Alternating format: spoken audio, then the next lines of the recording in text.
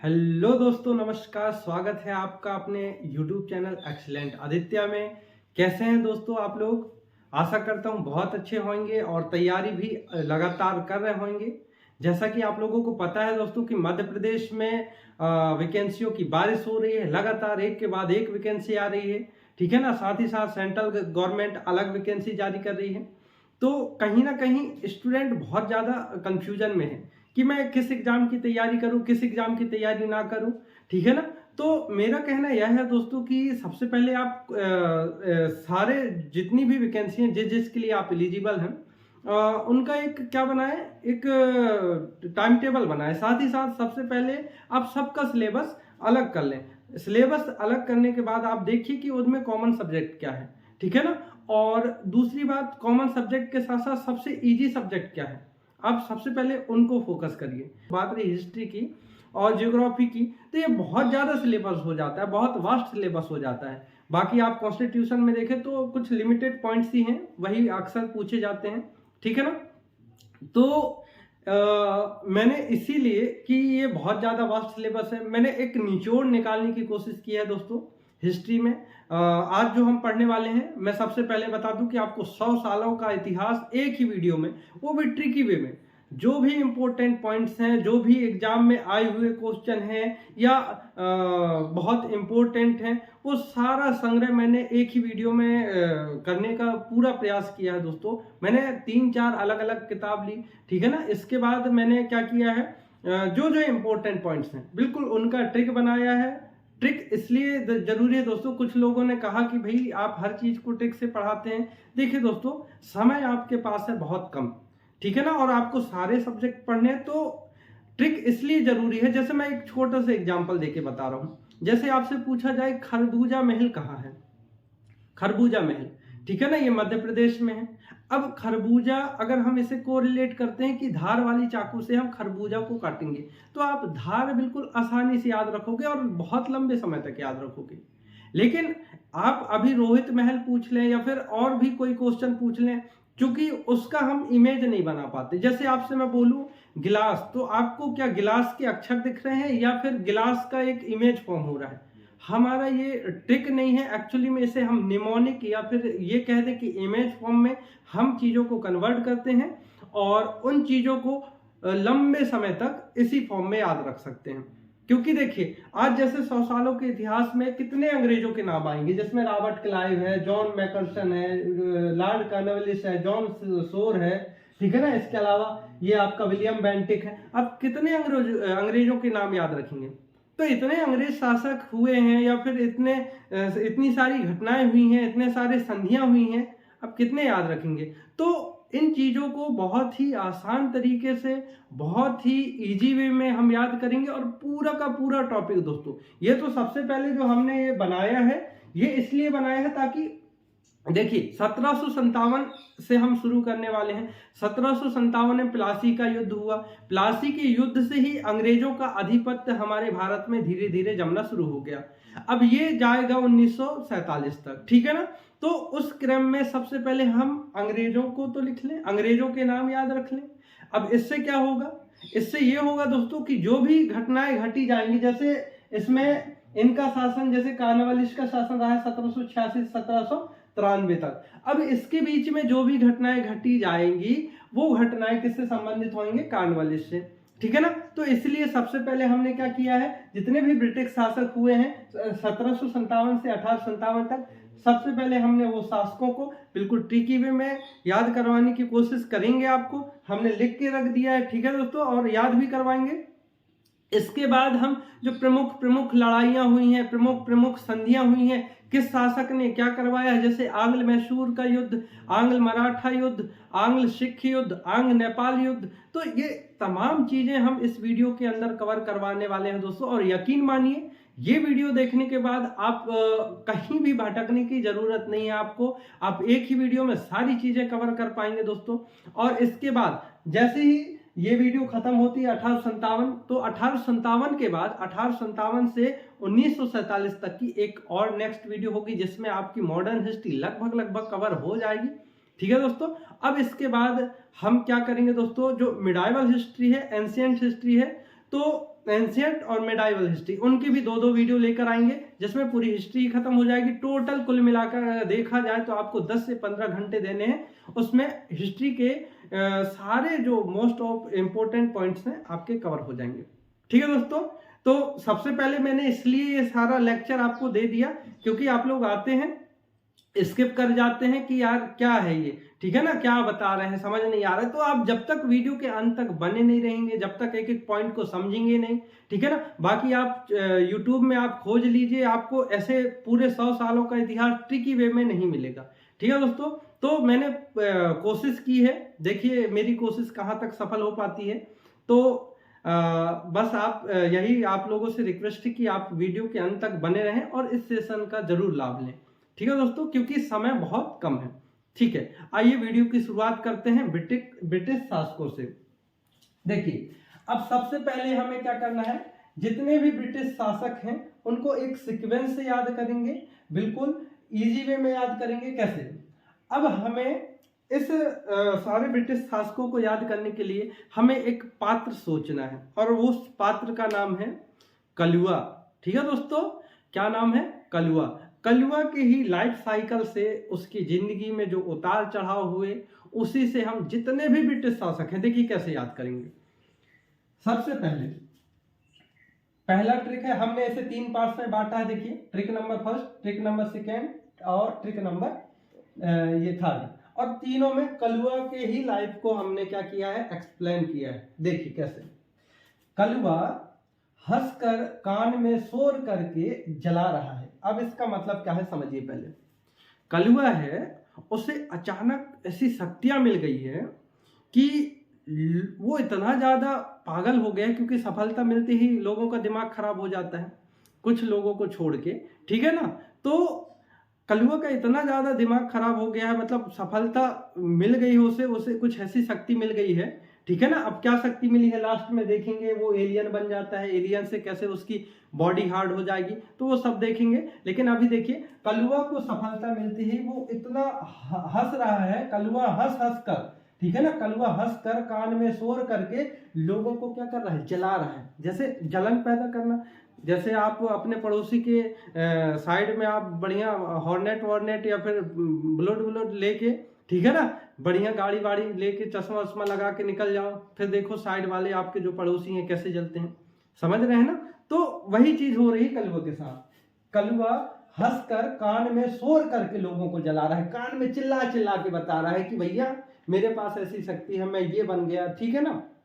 तो देखिए, अब जो अपने ट्रिक पॉइंट्स है, मैंने यहाँ पे रेड पेंसिल से क्या कर दिया है, टिक कर दिया। देखिए, तो हमारे ट्रिक पॉइंट क्या है, सबसे पहले कलुआ।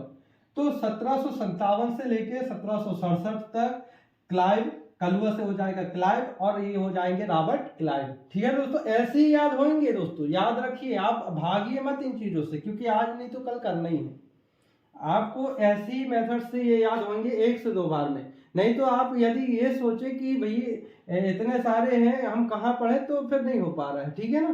तो सबसे पहले आप क्या करें, थोड़ा सा धैर्य रखें और एक बार बस इसको पूरा देखें, फिर देखिए कैसे याद नहीं होगा।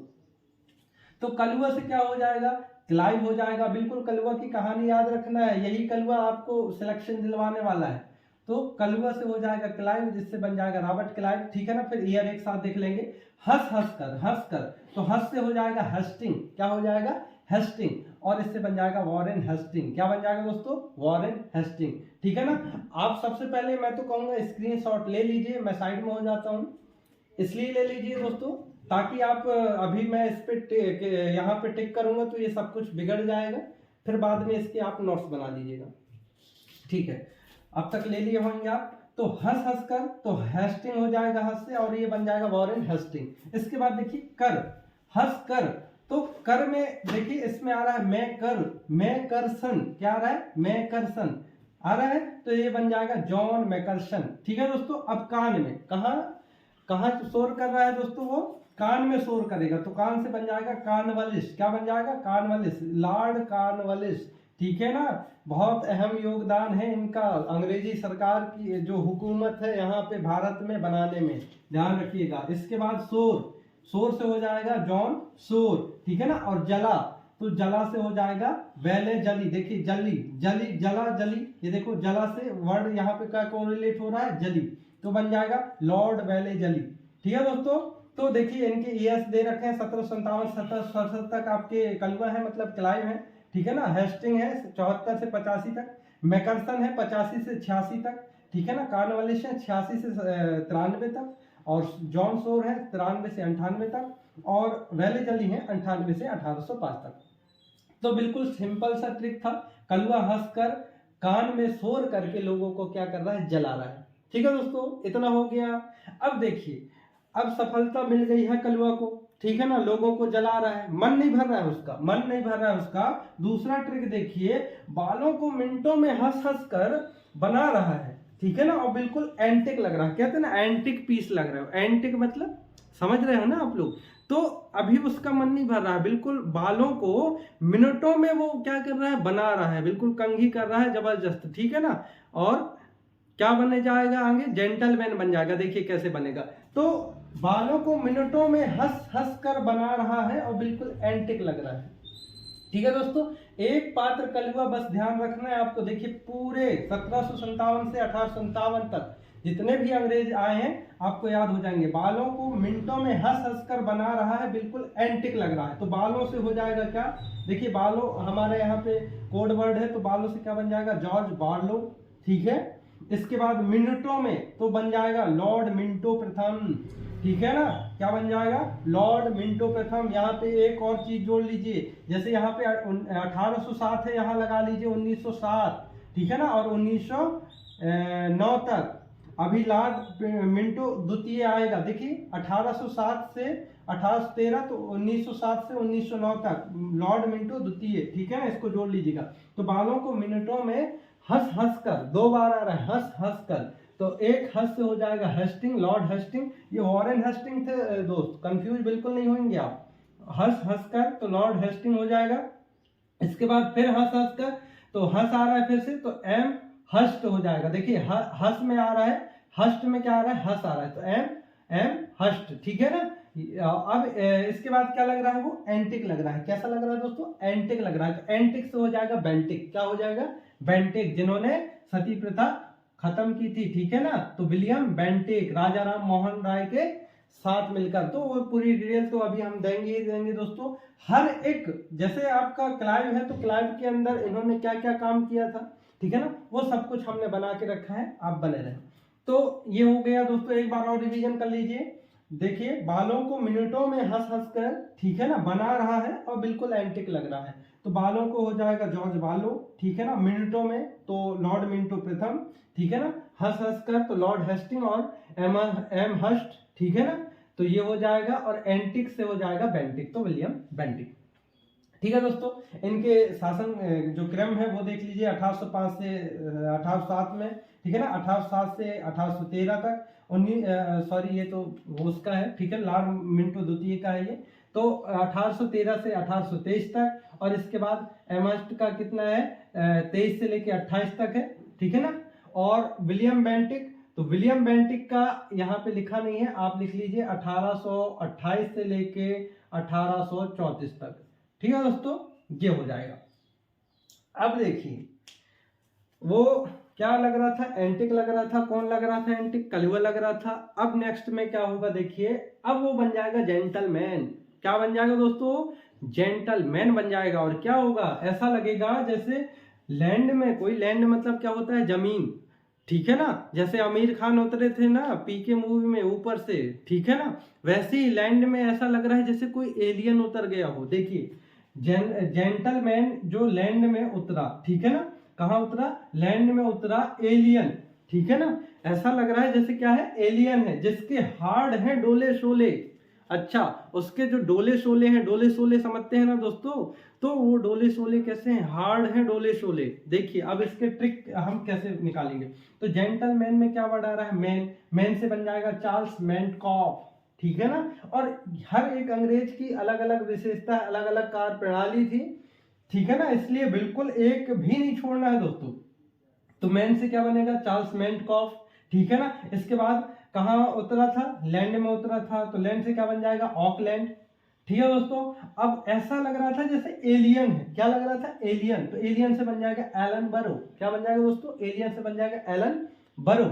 और इसके बाद क्या है, हार्ड, उसके डोले शोले कैसे हैं, हार्ड है, ठीक है ना, हार्ड है उसके डोले शोले, तो ये बन जाएगा हार्डिंग, ठीक है ना। और डोले से बन जाएगा डलहौजी, मतलब लॉर्ड डलहौजी। अब इनका क्रम देख लीजिए, ये 1835 से 1836 तक, 36 से 42 तक, 42 से 44 तक, 44 से 48 तक, और लॉर्ड डलहौजी 48 से 56 तक। ठीक है दोस्तों, अब यहां तक आप लोगों को क्लियर हो गया होगा कलवा की कहानी, मतलब जितने भी अंग्रेज आए हैं, ठीक है ना, उनकी कहानी और वो उनका जो क्रम है वो आपने कर लिया होगा। अब देखते हैं आगे। तो दोस्तों अब तक आप लोगों को जितने भी अंग्रेज हैं याद हो गए होंगे, ठीक है ना। इन अंग्रेजों को याद करना ही पड़ेगा दोस्तों, क्या करें, सिलेक्शन लेना है तो याद तो करना ही पड़ेगा, ठीक है ना। लेकिन टेंशन बिल्कुल नहीं लेना है क्योंकि हमारे पास है ट्रिकों का पिटारा। अब दोस्तों हम देखेंगे कि ये अंग्रेज हमारे भारत को किस प्रकार से गुलामी के जंजीरों में बांधे, ठीक है ना, उस सिलसिले को थोड़ा समझेंगे। और इसके बाद शुरू होगा हमारे ट्रिकों का दौर, जहां पे ट्रिकों का होगा भंडारा, और वो भंडारा आपको जरूर लेना है और जरूर घर लेकर जाना है दोस्तों, उसी से आपका होगा सिलेक्शन, ठीक है ना। तो आइए समझते हैं कि हमारे भारत पर इन लोगों ने गुलामी कैसे की, मतलब क्या वो सोर्स क्या था, वो शुरुआत क्या थी, ठीक है ना। तो देखिए सबसे पहले बात है 23 जून 1757 की। इससे एक साल पहले 1756 में एक घटना घटी थी जिसको हम कहते हैं कालकोठरी कांड। कालकोठरी कांड में क्या हुआ था उसको समझने के लिए थोड़ा आपको और पहले जाना पड़ेगा, ठीक है ना।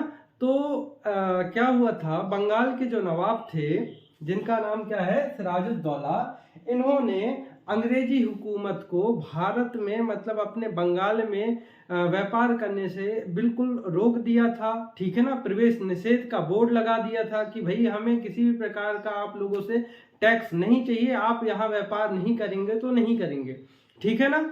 और क्या हुआ था, जो आपके रॉबर्ट क्लाइव है उस समय आपके ये मद्रास में थे, ठीक है ना, और ये बात थी बंगाल की।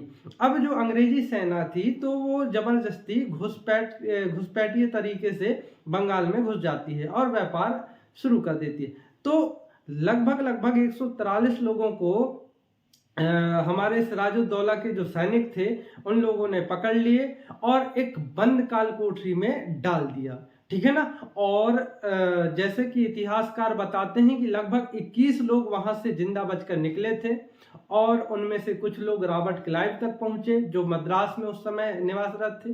तो रॉबर्ट क्लाइव ने इसी बात का बदला लेने के लिए क्या किया, सिराजुद्दौला पे आक्रमण कर दिया, ठीक है ना। लेकिन थे अंग्रेज, उनका दिमाग लोमड़ी से भी तेज चलता था, ठीक है ना। उन लोगों ने दिमाग लगाया कि भाई हमारे पास 1,500-2 हजार की सेना है, वहीं सिराजुद्दौला के पास 1-1.5 लाख की सेना है, हम कैसे इन्हें हराएंगे। तो इनको बहुत अच्छे से पता था कि भारतीय राजाओं में एक दूसरे के लिए द्वेष की भावना बहुत ज्यादा है, ठीक है ना। तो इन्होंने हथियार बनाया मीर जाफर को, जो किसके सेनापति थे, सिराजुद्दौला के सेनापति थे, ठीक है ना। तो ये जो मीर जाफर है, ये जाफर क्या करता है, अपने स्वामी सिराजुद्दौला को धोखा दे देता है, ठीक है दोस्तों। अब ये हाथ मिला लेगा किससे, अंग्रेजों से, रॉबर्ट क्लाइव की सेना से, रॉबर्ट क्लाइव से हाथ मिला लेगा और सिराजुद्दौला को धोखा दे देगा। और प्लासी जो जगह पड़ती है आपके पश्चिम बंगाल में, ठीक है ना, तो वहां पे एक घमासान युद्ध होगा, ठीक है ना। उस घमासान युद्ध में रॉबर्ट क्लाइव की जीत होगी और ये अंग्रेजों की हम भारतीयों पर पहली जीत थी दोस्तों। ये शुरुआत था हमारे भारत को गुलाम बनाने का, ठीक है ना। ये मान के चलिए अंग्रेजों का गुलाम। इससे पहले तो बहुत सारे मुस्लिम आक्रमणकारी आए, तो वो हम मिडाइवल और एंशिएंट में बताएंगे।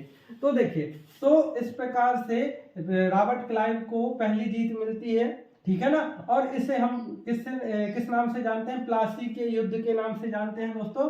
कब हुआ, 23 जून 1757। अक्सर एग्जाम में पूछा जाने वाला पॉइंट है कि प्लासी का युद्ध कब और किसके किसके बीच में हुआ। तो आपको ध्यान रखना है, प्लासी का युद्ध रॉबर्ट क्लाइव और सिराजुद्दौला के बीच में होता है। जीत किसकी होगी, रॉबर्ट क्लाइव की होगी, ठीक है दोस्तों। यहां से अंग्रेज, क्योंकि देखिए दोस्तों आज आपके पास साइकिल होगी, आप कल कहेंगे कि हमको बाइक चाहिए, तीसरे दिन कहेंगे कि नहीं हमको अब बाइक से मन भर गया, हमको क्या चाहिए, कार चाहिए। तो अंग्रेज थे, ठीक है ना। अब इन लोगों ने आधिपत्य जमाना और ज्यादा शुरू कर दिया। कैसे? इन्होंने जैसे ही 57 की लड़ाई, इन्होंने प्लासी की लड़ाई जैसे जीती थी, ठीक है ना, 1760 में वाड़ीवास का युद्ध होता है अंग्रेज और फ्रांसीसी लोगों के बीच में, और यहाँ करारी हार का सामना करना पड़ता है फ्रांसीसी सैनिकों को, ठीक है ना। और इससे अंग्रेजों के हौसले और बुलंद हो जाते हैं। तो क्वेश्चन पूछा जाता है कि वाड़ीवास का युद्ध किसके किसके बीच में हुआ था? तो अंग्रेज और फ्रांसीसी के मध्य हुआ था। इसमें जीत किसकी हुई थी? अंग्रेज की हुई थी, ठीक है ना, अंग्रेजों की हुई थी। और ये युद्ध कब हुआ था? 1760 में, ठीक है ना। अब इसके बाद ही देखिए एक और बहुत बड़ा कारण बनता है कि भारत जो गुलामी के कगार पे है, नहीं तो आज भारत पे मराठाओं का शासन होता। लेकिन मराठा की एक गलती, ठीक है दोस्तों, कैसे? वो गलती होती है 14 जनवरी 1761 की बात है, पानीपत का तीसरा युद्ध, ठीक है ना, जो अब्दुल शाह अब्दाली जो अफगानी था, ठीक है ना, और मराठा का नेतृत्व कर रहा था पेशवा सदाशिव भाऊ, ठीक है ना। सदाशिव भाऊ की एक छोटी सी गलती, इसके कारण पानीपत के युद्ध में मराठाओं को हार का सामना करना पड़ता है। दोस्तों इसके पीछे कहानी समझिए, फिर कॉन्सेप्ट और क्लियर हो जाएंगे। देखिए 1707 में सबसे जो ताकतवर मुगल बादशाह था उसका नाम था औरंगजेब। 1707 में उसकी हो जाती है मृत्यु, ठीक है ना। अब इसका फायदा कौन उठाता है? जो मराठा हैं वो इसका फायदा उठाते हैं, और दक्षिणी भारत में तो विस्तार करते ही करते हैं, उत्तर भारत की ओर भी इनका जो शक्ति है, इनके शक्ति का विस्तार होता है, इनके राज क्षेत्र का विस्तार होता है। लेकिन एक गलती ये थी दोस्तों, क्योंकि मराठा क्या है, गोरिल्ला पद्धति से युद्ध लड़ने में माहिर थे, उन्हें कोई नहीं हरा सकता था। लेकिन सदाशिव भाऊ की जिद की वजह से, ठीक है ना, मल्हार राव जो इनके सेनापति थे, ठीक है ना, इन्होंने बहुत समझाया। मल्हार राव होलकर, जो आप होलकर साम्राज्य मध्य प्रदेश में पढ़ते हैं, ठीक है ना दोस्तों, तो उन्होंने बहुत समझाया सदाशिव भाऊ को कि भाऊ हम क्या है कि हमारी जो विशेषता है गोरिल्ला पद्धति से लड़ने की है, ठीक है ना, तो हम इसी पद्धति से लड़ते हैं। पर सदाशिव भाऊ ने कहा कि नहीं, हम सामने से वार करेंगे, ठीक है ना। तो इसी के चलते जो आपका अब्दुल शाह अब्दाली है, इससे हमें हार का सामना करना पड़ता है 14 जनवरी 1761, पानीपत का तीसरा युद्ध, ठीक है दोस्तों, याद रखिएगा। अब पानीपत जगह कहाँ है? तो ये हरियाणा में है, ठीक है ना, हरियाणा में एक जगह है। देखिए जितने भी युद्ध हैं, जैसे प्लासी है, वाड़ीवास है, पानीपत है, ठीक है ना, बक्सर है, कहीं ना कहीं जगह है, ठीक है ना, और उन जगहों के नाम पे, क्योंकि वो युद्ध वहीं पे हुए हैं, इसलिए हमने कह दिया पानीपत का युद्ध। अब तीसरा युद्ध मतलब 2 युद्ध पहले हो चुके होंगे। जब हम बाबर पढ़ाएंगे, ठीक है ना, मिडाइवल हिस्ट्री पढ़ाएंगे, जब बाबर का पहला जो पानीपत का प्रथम युद्ध हुआ है, ठीक है ना, बाबर और इब्राहिम लोधी के बीच में, वो बताएंगे। पानीपत का द्वितीय युद्ध हुआ है, वो भी बताएंगे, ठीक है ना। तो ये अभी हम मॉडर्न हिस्ट्री में है, इसको देखिए तो समझ लीजिए। अब यहाँ पे देखिए मराठा साम्राज्य का हो गया पतन, ठीक है ना, अंग्रेजों को बिल्कुल एक खुला साम्राज्य मिल गया विस्तार करने के लिए। वैसे तो बहुत शासक अभी आएंगे, ठीक है ना, कुछ मराठा बचे हुए हैं, कुछ जैसे टीपू सुल्तान, ठीक है ना, टीपू सुल्तान के जो पिताजी हैं हैदर अली, इनसे भी अच्छी खासी लड़ाई होगी, ठीक है ना, तगड़ी लड़ाई होती है अंग्रेजों की।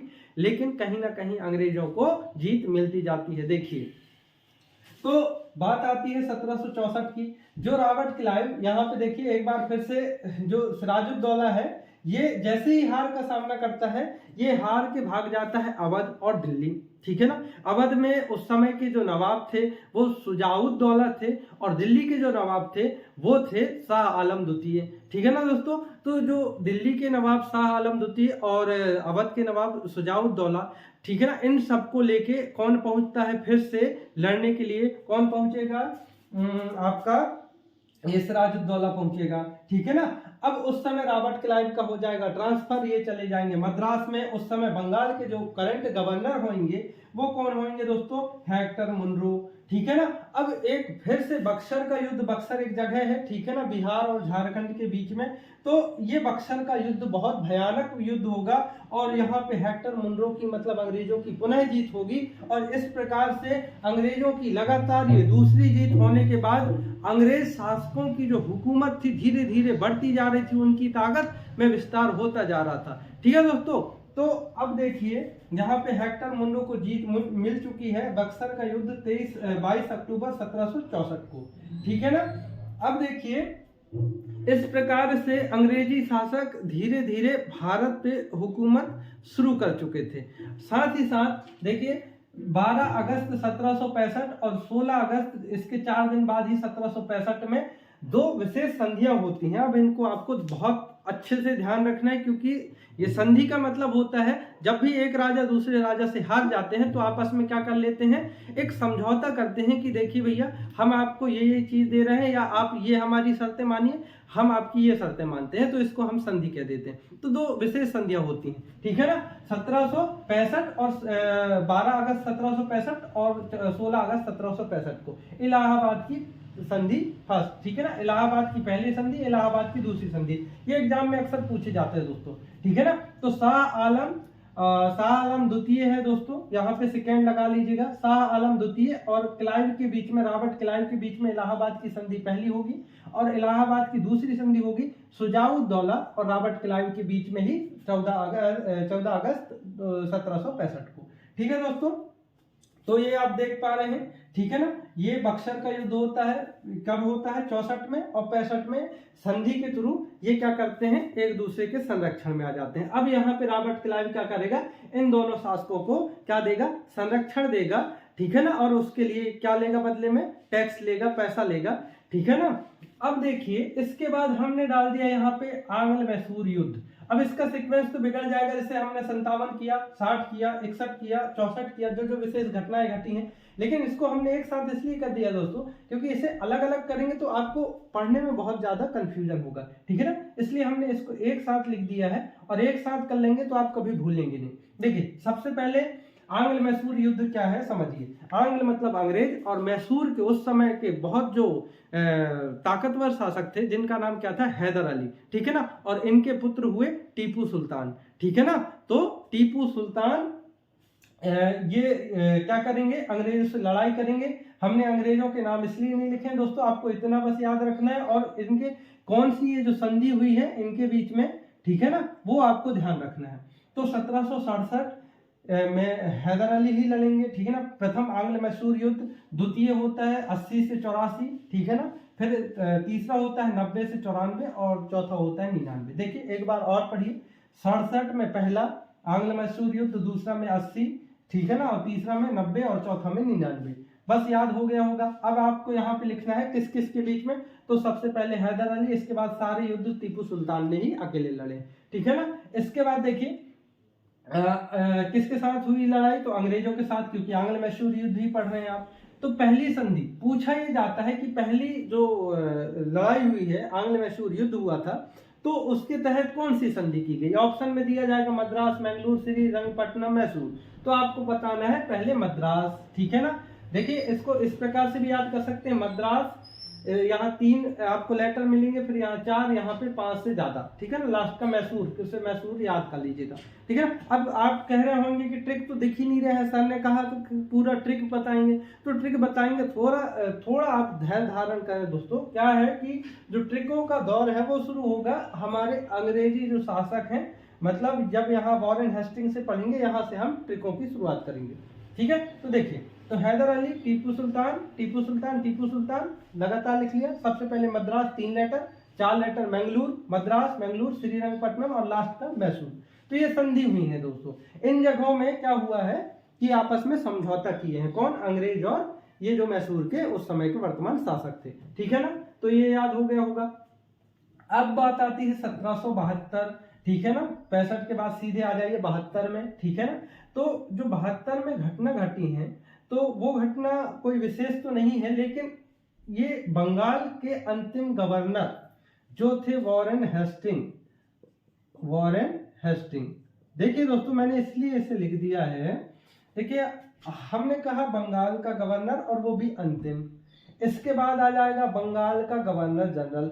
तो ये जो गवर्नर है, बंगाल का गवर्नर है, बंगाल का अंतिम गवर्नर जनरल है, गवर्नर है, ठीक है ना, बंगाल का प्रथम गवर्नर जनरल है, भारत का प्रथम गवर्नर जनरल है, भारत का प्रथम वायसराय है। इसके लिए हमने पहले से वीडियो बना के रखा है, डिस्क्रिप्शन में लिंक दे रहे हैं, ठीक है ना। उसको 2 मिनट समझिए, क्योंकि यही सारी चीजें समझाएं, लेकिन उसमें हम संवैधानिक विकास को समझाएं।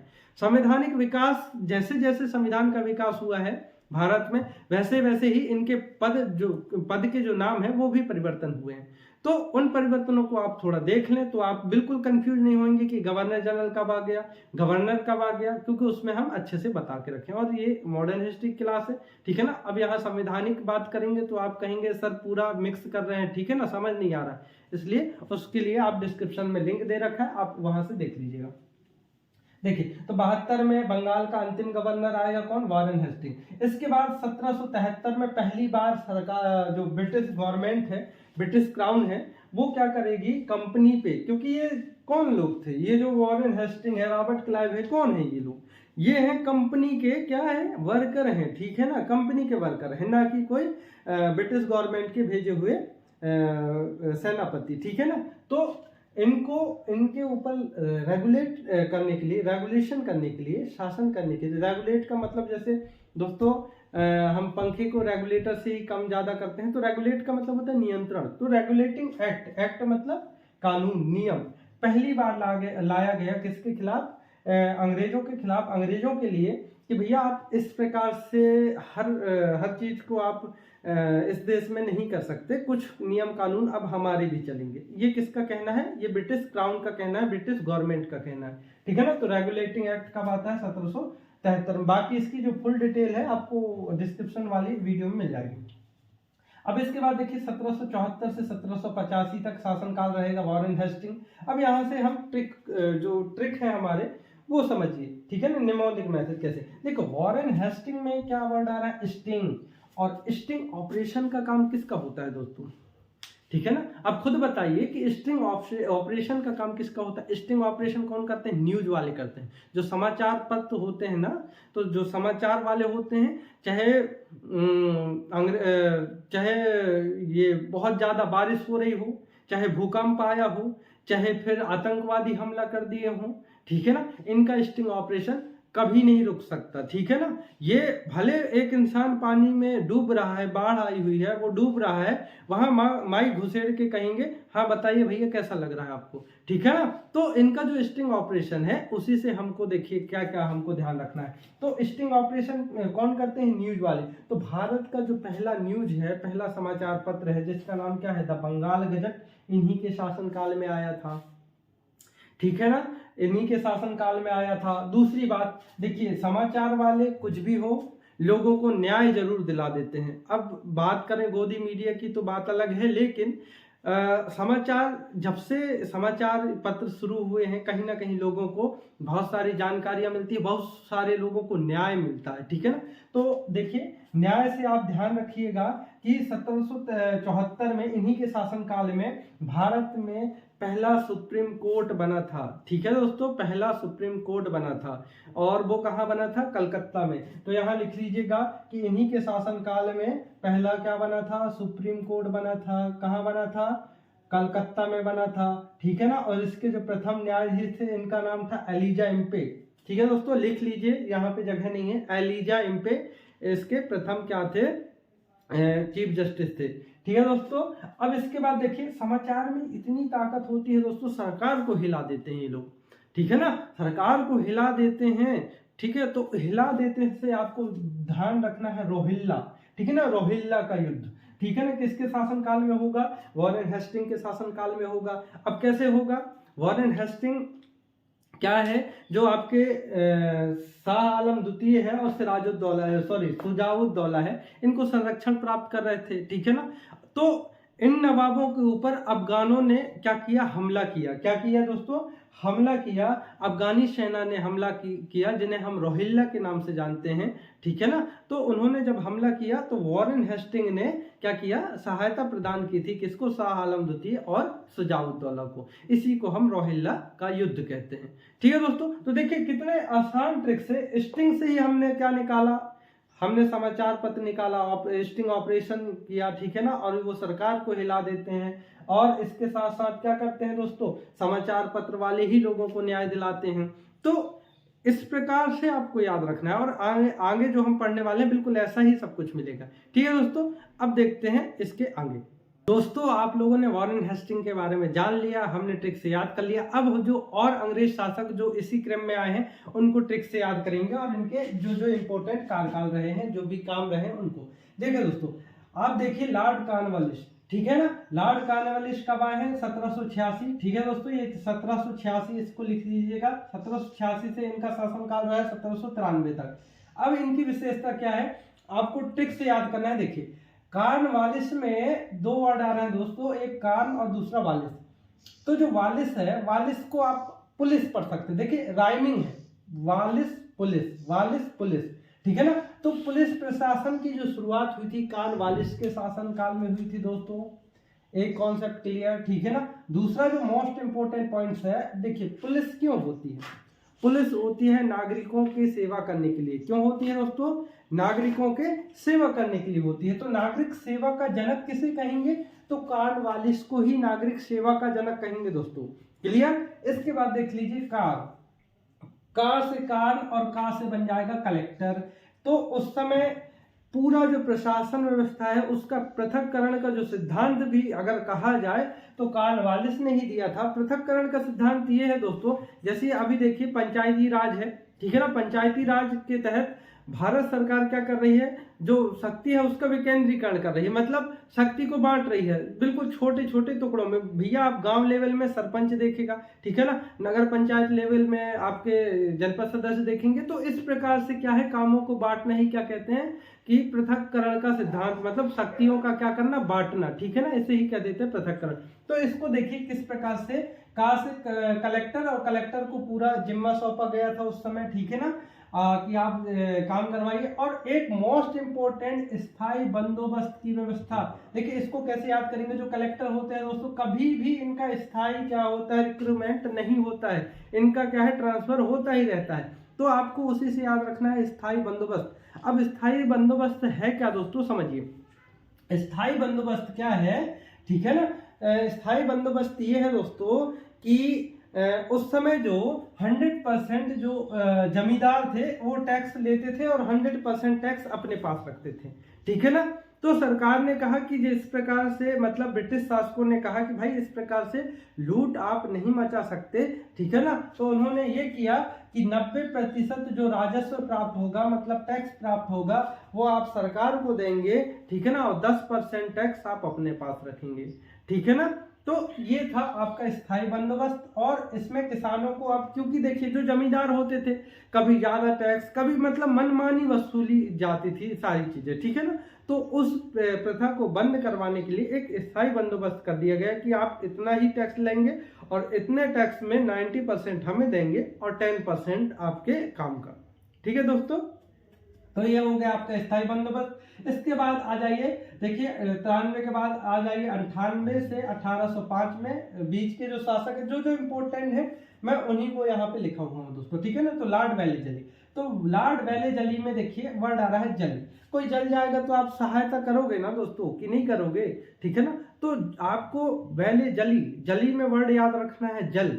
जल मतलब जल जाना, ठीक है ना। तो जल जाएगा तो आप क्या करेंगे, सहायता करेंगे। तो इसी से आप ध्यान रखें कि लॉर्ड वेलेजली के समय में ही सहायक संधि की शुरुआत हुई थी। लोग जो अंग्रेज थे वो क्या करते थे, लोगों की सहायता के लिए उनसे संधि करते थे, ठीक है ना। जैसे दोस्त आपस में क्या करते हैं, जो कुछ लोग होते हैं आपस में, हाँ हम आपके शुभ चिंतक हैं, ठीक है ना, इस प्रकार से वो गले मिलेंगे और पीछे से छुरा भोग देते हैं। तो वही चीज क्या करते थे, अंग्रेज करते थे। कैसे करते थे, हम आपकी सहायता करेंगे, ठीक है ना, कोई भी राज्य आप पे आक्रमण करेगा तो हम आपकी सहायता करेंगे, और इस प्रकार से वो खुद ही हड़प लेते थे। और यही क्वेश्चन, जैसे अभी MPPSC प्री में एक क्वेश्चन आया था दोस्तों कि जो लॉर्ड डलहौजी की हड़प नीति है उसके तहत सबसे पहला ऐसा राज्य जो हड़पा गया था उसका नाम बताइए, तो उसका नाम सतारा था। वैसे ही अब पूछा जा सकता है कि भाई जो सहायक संधि थी लॉर्ड वेलेजली की, उसके तहत पहला राज्य जिसको क्या किया गया था, हड़पा गया था तो वो कौन है, हैदराबाद है। ठीक है ना दोस्तों, आपको ध्यान रखना है। अब देखिए वेलेजली में आपको वेल वर्ड मिलेगा और यहाँ विलियम कॉलेज। तो फोर्ट विलियम कॉलेज की स्थापना लॉर्ड वेलेजली के शासनकाल में हुई थी। ठीक है, जो फोर्ट विलियम कॉलेज है इसकी स्थापना जरूरी क्यों था, तो इसलिए था दोस्तों क्योंकि उस समय आपके सिविल सेवा शुरुआत हो चुके थे और सिविल सेवा में जो चयनित होते थे उनको क्या बोलते हैं ट्रेनिंग के लिए दोस्तों कहाँ जाना पड़ता था, हिलेरी जाना पड़ता था, जो कहाँ है, ब्रिटेन में। तो वहां जाना ना पड़े इसलिए यहीं पे फोर्ट विलियम कॉलेज की स्थापना किसके समय में, लॉर्ड वेलेजली। वेले से आपको विलियम याद रखना है। अब देखिए वेले में आ रहा है, अगर वेल पढ़े से वल पढ़े तो इसे हो जाएगा बल, और बल सबसे ज्यादा होता है किसमें, शेर में। तो बंगाल का शेर खुद को कौन मानते थे, लॉर्ड वेलेजली। आपसे पूछा जाता है कि बंगाल का शेर किस शासक ने अपने आप को उपाधि दी थी, तो ये कौन है, लॉर्ड वेलेजली। ठीक है दोस्तों, तो ये लॉर्ड वेलेजली यहाँ पे एंड होता है। अब देखिए लॉर्ड मिंटो प्रथम, ये हो 1807 से 1813। ठीक है दोस्तों, तो देखो लॉर्ड मिंटो प्रथम, तो इसमें वर्ड आ रहा है मिंटो, और मिंटो को आपको कोरिलेट करना है दोस्तों मेंटोस से। क्या करना है, मिंटो से याद करना है आपको मेंटोस, और मेंटोस खाओ ऐसा लगे कि बिल्कुल अमृत खाया है। ठीक है ना, तो मेंटोस खाने से कैसा लग रहा है दोस्तों, दिमाग की बत्ती जला दे, आपने देखा ही होगा ऐड में। तो मेंटोस से क्या होगा दोस्तों, ऐसा मेंटोस खाया आपने कि ऐसा लगा कि आपने अमृत खाया है। तो देखिए लॉर्ड मेंटो के समय में ही अमृत खाया है, तो अमृतसर की संधि। और जो अमृत खा ले तो उससे रण में कोई जीत पाया है क्या दोस्तों, देख लीजिए, तो उसी से बन जाएगा रणजीत सिंह। अमृतसर के उस समय शासक कौन थे, रणजीत सिंह, और इन्हीं के समय में अमृतसर की संधि हुई थी लॉर्ड मिंटो प्रथम और रणजीत सिंह के बीच में। कब हुई थी दोस्तों, 25 अप्रैल 1809 में। अगर दोस्तों मजा आ रहा हो तो प्लीज चैनल को जरूर सब्सक्राइब करें, अपने दोस्तों के पास शेयर करें। इसी प्रकार से हमारी वीडियो लगातार आएंगी दोस्तों, बस आप लोगों का सपोर्ट चाहिए। ठीक है, तो देखिए अब आपने लॉर्ड मिंटो प्रथम देख लिया, अब लॉर्ड हेस्टिंग देखिए हेस्टिंग में आपको ध्यान रखना है फिर से स्टिंग ऑपरेशन। अभी हमने थोड़ी देर पहले पढ़ा, किसका स्टिंग ऑपरेशन पढ़ा दोस्तों, न्यूज वालों का। अब स्टिंग ऑपरेशन न्यूज वाले तो करते ही करते हैं, क्या हमारी भारतीय सेना किसी से कम है क्या।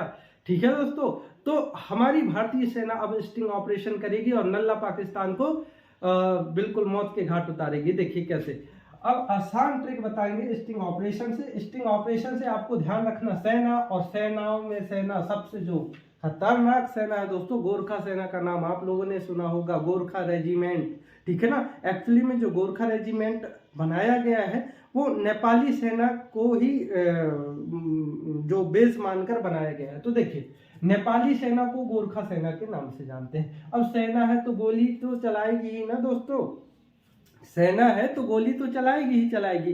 तो संगोली की संधि, ठीक है ना, और गोरखा सेना कहाँ की है, नेपाल की। तो आंग्ल नेपाल युद्ध 1814। ठीक है दोस्तों, हेस्टिंग से स्टिंग, देखिए वो वारेन हेस्टिंग थे और ये हेस्टिंग है, बिल्कुल कंफ्यूजन पैदा मत करिएगा अपने दिमाग में।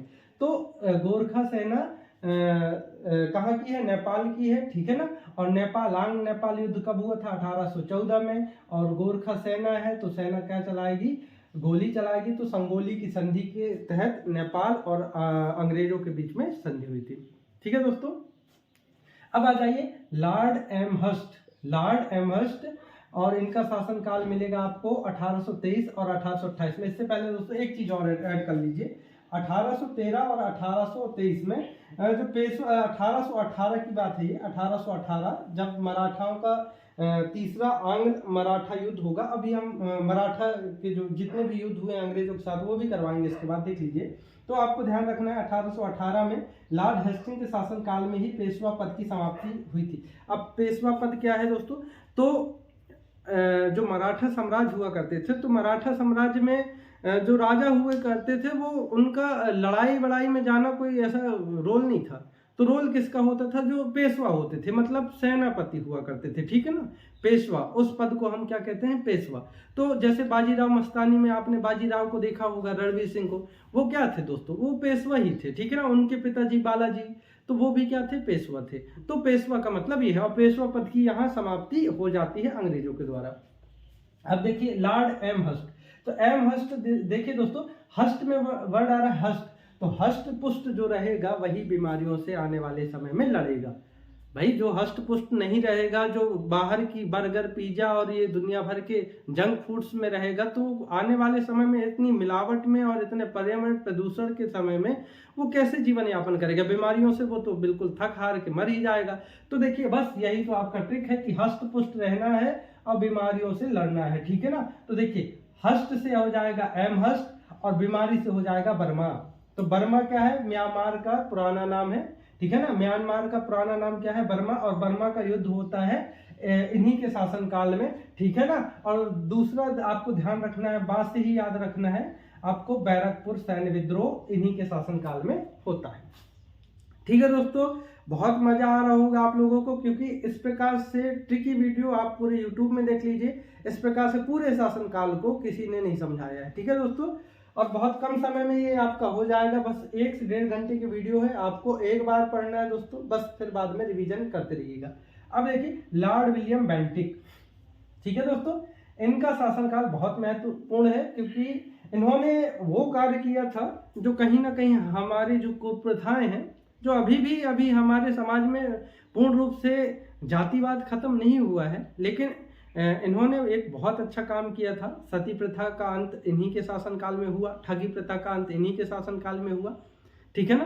तो याद कैसे करेंगे देख लीजिए। अच्छा, दूसरी बात, राजा राम मोहन राय के शासनकाल के समय में ही इनका भी शासन था, और राजा राम मोहन राय और लॉर्ड विलियम बेंटिक दोनों ने मिलकर ही सती प्रथा को बंद किया था, ठीक है दोस्तों। और तो याद कैसे करेंगे देखिए, बेंटिक में फिर आपको याद रखना है एंटिक। अब क्यों याद रखना है? क्योंकि यहाँ एक और इम्पोर्टेंट घटना घटी थी दोस्तों। देखिए एंटिक जो लोग होते हैं वो क्या होते हैं, एंटिक बनने के लिए कानों में बाली, माथे में तिलक, देखिए ट्रिक है दोस्तों, प्लीज दिल पे ना लें, ठीक है ना, ट्रिक है तो ट्रिक तक ही सीमित रहने दें। तो देखिए एंटिक बनने के लिए क्या, कानों में बाली, माथे पे तिलक लगाते हैं, ठीक है ना। तो वाकई में हमारे दक्षिण भारत के जो लोग थे वो वेल्लोर नामक एक जगह है, जहाँ पे कानों में बाली और माथे पे तिलक लगाने पे अंग्रेजों ने क्या कर दिया था, बैन लगा दिया था, और उसी को लेकर वेल्लोर विद्रोह होता है। क्या होता है? वेल्लोर विद्रोह होता है, ठीक है ना। तो बेंटिक से एंटिक, और एंटिक कौन होते हैं? जो कानों में बाली, ठीक है ना, बाली से बेल्लोर हो जाएगा। तो बेल्लोर का विद्रोह आप इस प्रकार से ध्यान रख सकते हैं। बेल्लोर विद्रोह क्यों हुआ था? क्योंकि उन्हें पगड़ी नहीं पहनने दिया जा रहा था, कानों में बाली नहीं पहनने दिया जा रहा था, माथे पे तिलक नहीं लगाने दिया जा रहा था, इसलिए बेल्लोर विद्रोह हुआ था। अब इसके साथ साथ देखिए जो एंटिक होते हैं वो भाई ठगने में भी माहिर होते हैं। तो एक ठगी प्रथा, ठगी प्रथा क्या है? देखिए वर्ड ही है ठगी, ठगी मतलब होता है ठगना। तो पहले क्या होता था, गांव देहातों में या फिर अच्छे बड़े बड़े शहरों में भी, जब उस समय के बड़े बड़े क्षेत्र हुआ करते थे, राज्य हुआ करते थे, वहाँ लोग जाते थे, लोगों को ठग देते थे, ठीक है ना। कैसे ठग देते थे? कुछ भी मतलब हाथ की रेखाएं देख ले रहे हैं वो लोग, ठीक है ना, और मस्तक की रेखाएं देख ले रहे हैं, बोल रहे हैं कि नहीं आपके घर में ये कलेश है, ठीक है ना, आपके घर में पैसा नहीं टिकता, आप बहुत ज़्यादा दिल के अच्छे हो, लेकिन क्या है कि आपके जो अड़ोसी पड़ोसी हैं तो वो लोग आपसे जलते हैं। जो कॉमन बातें होती थी वही बताकर लोगों से पैसा लूट लिया जाता था, ठीक है दोस्तों। तो इसी को कहते थे ठगी प्रथा। तो ठगी प्रथा पर फुल स्टॉप लगाया था हमारे लॉर्ड विलियम बेंटिक जी ने। और इनका जो मोस्ट इंपोर्टेंट है प्रथा आप ध्यान रखिएगा कि लॉर्ड विलियम बेंटिक है, सती प्रथा के साथ ठगी प्रथा को आप जोड़कर याद रखिएगा। इनका शासनकाल 1828 से लेकर 1835 तक। अब नेक्स्ट आ जाइए चार्ल्स मैडकॉफ, ठीक है ना, 1835 से 36 तक इनका शासनकाल रहा है। तो देखिए मैडकॉफ में आपका वर्ड आ रहा है, कॉफ से कपड़ा बना लीजिए। क्या बना लीजिए? कॉफ से कपड़ा बना लीजिए, और कपड़े को आप क्या कर रहे हैं? प्रेस कर रहे हैं। तो सबसे मोस्ट इंपोर्टेंट है दोस्तों, और कई बार हर एक एग्जाम में पूछे जाने वाला क्वेश्चन है, भारतीय प्रेस के मुक्तिदाता कौन है? तो चार्ल्स मैडकॉफ है। इसमें क्या है कि जो हमारे प्रेस का मतलब क्या होता है दोस्तों? वो प्रेस जो करते हैं वो वाला प्रेस नहीं है, ये समाचार पत्र से संबंधित प्रेस है। तो जो समाचार उस समय संपादक हुआ करते थे, अंग्रेजों के उनको बंधक में ही रहना पड़ता था। मतलब आप वो अंग्रेजों के खिलाफ नहीं लिख सकते थे, ठीक है ना। उनकी अच्छाई आप बता दे तो बता दे, लेकिन ऐसी फालतू चीजें आप नहीं बता सकते उनके खिलाफ। तो इन्होंने चार्ल्स मेडकॉफ ने कहा कि भाई आपको अब फुल स्वतंत्रता है, आप अपने हिसाब से समाचार पत्र में जो छापना है छापिए। तो इसे कहते हैं भारतीय प्रेस के मुक्तिदाता। ठीक है दोस्तों, अब देखिए आगे। नेक्स्ट देखिए दोस्तों, हम पढ़ेंगे अब Lord Auckland. Lord Auckland, Auckland में क्या वर्ड आ रहा है दोस्तों? ऑकलैंड। ठीक है, आ से अब अफगान हो जाएगा, क्या हो जाएगा? अफगान। तो प्रथम आंग्ल अफगान युद्ध हुआ था, किसके शासनकाल में हुआ था दोस्तों? लॉर्ड ऑकलैंड के शासनकाल में हुआ था। और लैंड का मतलब मैंने पिछली बार बताया था, अभी क्या है? जमीन है। तो जमीन से आपको ध्यान रखना है, जमीन में बनी थी क्या? रोड। तो ग्रांड ट्रंक रोड की जो मरम्मत, ये हमेशा पूछा जाने वाला क्वेश्चन है दोस्तों। ग्रांड ट्रंक रोड किसने बनवाया था? शेष सूरी, हर कोई बता सकता है दोस्तों। लेकिन ग्रांड ट्रंक रोड की जो मरम्मत थी किसने कराई थी? तो लॉर्ड ऑकलैंड ने कराई थी। ठीक है दोस्तों, इस प्रकार से आपको ध्यान रखना है। अब नेक्स्ट है क्या? एलन बरो। इनका शासनकाल 1842 से 1844 तक। अब इनकी विशेषता क्या है? देखिए दोस्तों, एलन से मैंने पिछले बार ही करवाया था, एलन से बन जाएगा एलियन।